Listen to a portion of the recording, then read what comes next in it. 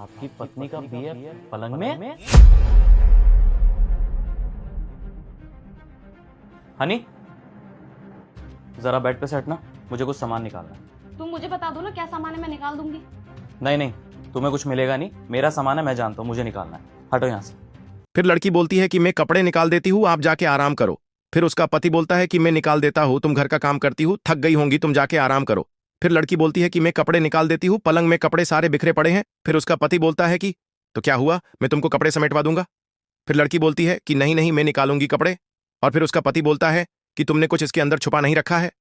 लड़की बोलती है कि कैसी बात कर रहे हो, अंदर में क्या छुपाऊंगी। पति बोलता है कि तुम्हारा आशिक तो अंदर नहीं छुप रखा है। लड़की बोलती है कि तुम पागल हो गए क्या। तो फिर उसका पति बोलता है कि तो क्या दिक्कत है, मैं कपड़े निकाल देता हूँ, चलो हटो, मैं कपड़े निकालता हूँ। और आगे क्या हुआ उसे देखने से पहले।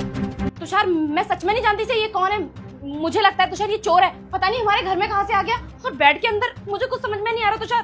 तुम्हें शर्म नहीं आ रही अब भी झूठ बोलते हुए? तुमने मना किया था ना कि कोई नहीं है इसमें।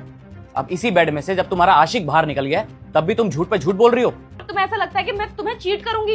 ऐसा हो ही नहीं सकता तुषार। मैं बोल तो रही हूँ चोर है और पता नहीं हमारे घर में कहाँ से घुस गया है। ओए, कौन है तू और कहाँ से आया है? ठीक है, नहीं बताओगी ना सच्चाई।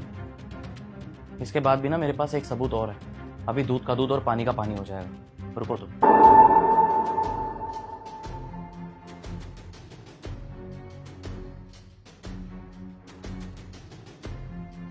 आंटी जरा सच्चाई बताना इनको कि मेरे पीठ पीछे यहाँ क्या होता है।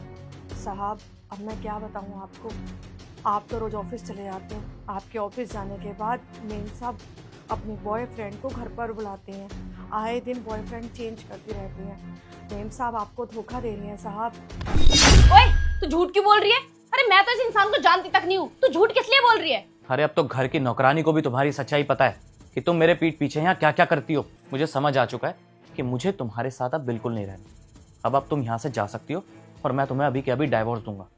और तू क्या खड़ा खड़ा देख रहा है? निकल यहाँ से। क्या इनविटेशन दूं तुझे मैं? अब तुम्हारा आशिक गया यहाँ से, अब तुम्हारा भी कोई काम नहीं है। निकलो यहाँ से।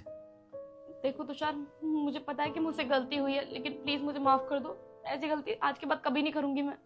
इससे पहले कि मेरा हाथ उठ जाए, चली जाओ यहाँ से। अरे जाओ।